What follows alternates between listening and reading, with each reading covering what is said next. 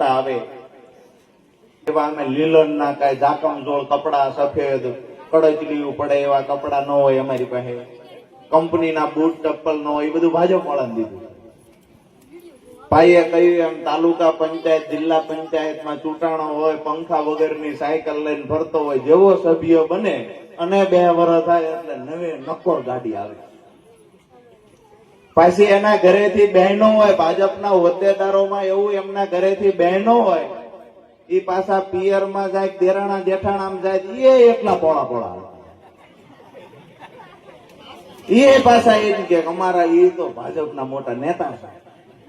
એટલે 5 બહેનો પાછા પ્રસંગમાં આવે એટલે ખુરશી દેવાય, આ તો ફલાણા ભાઈના ઘરેથી છે, ખુરશી દેવું છે.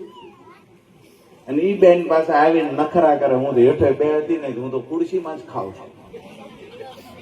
એટલે આ ભાજપમાં નતા તેદી તેમ શું કરતા હતા, કપા કાસડો ચડાવીને વીણતા હતા, એ ભૂલી ન જાઓ. 5 દી તમે સત્તા હાથમાં આવી છે, ઘડીકની વારમાં બધું ભૂલી ન જાય છો. સમય છે, સમયને બદલાતા વાર નહીં લાગે. અને જેને જેને પણ ભ્રષ્ટાચાર અને કૌભાંડ કરીને પૈસા ભેગા કર્યા છે, 2 વર્ષ પછી સરકાર બદલાય છે, તેનો હિસાબ થાય છે તો જેલની ખીચડી ખાવાનો વારો પણ આવશે. આપણે બધાને વિનંતી કરીએ કે અહીંયા લોકોની તાકાત તંત્રની તાકાત કરતા વધારે છે.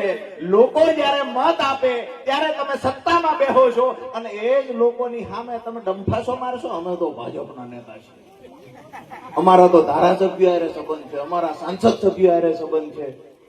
એટલે જેની હારે સંબંધ હોય અમારી બહેનો નક્કી કરી લે છે કે આ વખતે મત નથી દેવાનો. ભાઈઓને ગમે એમ કરીને પોહલાવી લેજો, બેન મન બનાવી લે છે ને તો હાવણેથી સફાઈ એવી કરશે કે કમળને ઉગવા નહીં દે, ધોલેરા આજુબાજુ.